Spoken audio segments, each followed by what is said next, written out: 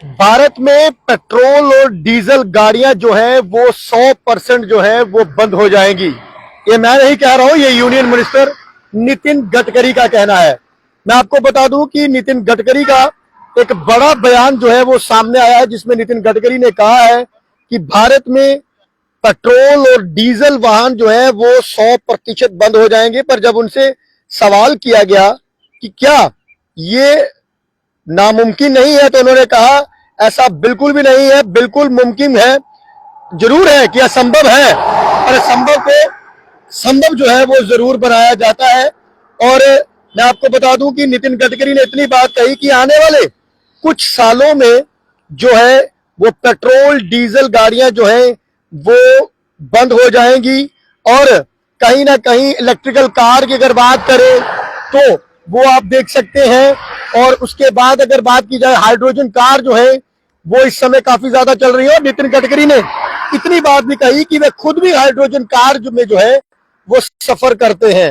मैं आपको पूरी बात बता देता हूं कि नितिन गडकरी ने आखिर ऐसा क्या कहा है। उन्होंने कहा है कि भारत में पेट्रोल डीजल वाहनों को खत्म करने के लिए नितिन गडकरी का एक बड़ा बयान जो है इसलिए आया है कि नितिन गडकरी ने कहा है कि अगर 2004 से वैकल्पिक ईंधन और जोर दे रहा है, और उन्हें विश्वास है कि आने वाले 5 साल से 7 सालों के बीच जो है ये पेट्रोल गाड़ियां जो है वो बदल जाएंगी, जाने की इलेक्ट्रिकल और हाइड्रोजन कार जो है वो ज्यादा चलेंगी। और केंद्रीय मंत्री नितिन गडकरी ने कहा कि उनका लक्ष्य देश को जो है ग्रीन इकोनॉमी बनाने के लिए भारत में पेट्रोल और डीजल कारों से पूरी तरह से छुटकारा पाना है।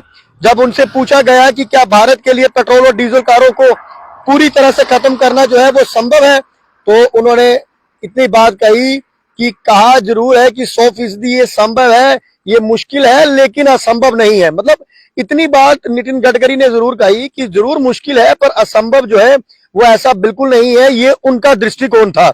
और उन्होंने कहा कि ईंधन जो है वो आयात पर 16 लाख, भारत जो है वो 16 लाख करोड़ रुपए जो है वो खर्च करता है, और इस पैसे का इस्तेमाल किसानों के जीवन को बेहतर बनाने के लिए जो है वो किया जा सकता है। और इससे गांव में जो है और जो है खुशहाली होगी, और गांव जो है और ज्यादा तरक्की करेंगे, और युवाओं को जो है वो रोजगार मिलेगा।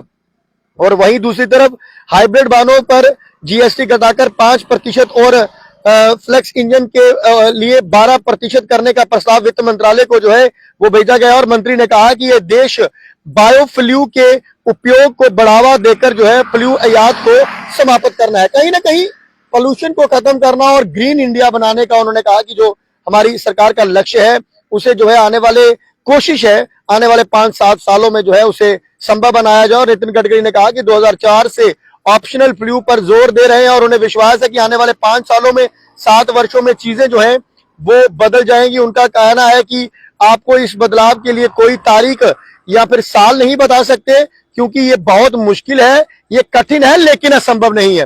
जाने कि नितिन गडकरी का साफ कहना था कि हम आपको समय तो नहीं बता सकते कि कौन सा समय है, कब होगा, पर इतना जरूर है कि होगा जरूर, मुश्किल जरूर है। और उन्होंने कहा कि उनका दृढ़ विश्वास है कि जिस गति से इलेक्ट्रिक वाहन पेश किए जा रहे हैं और आने वाले युग ऑप्शनल में बायोफ्लू का होगा, जो सपना जो है वो सच होगा।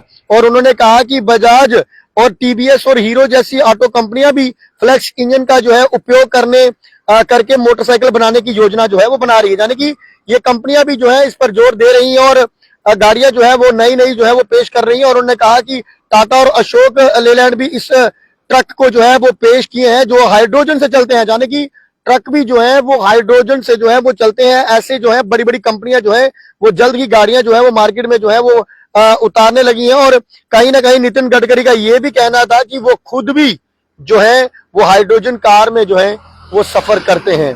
तो मैं आपको बता दूं कि भारत ग्रीन इंडिया बनाने के लक्ष्य को के तहत जो है मैं आपको बता देता हूं कि पेट्रोल डीजल जो है वो वाहन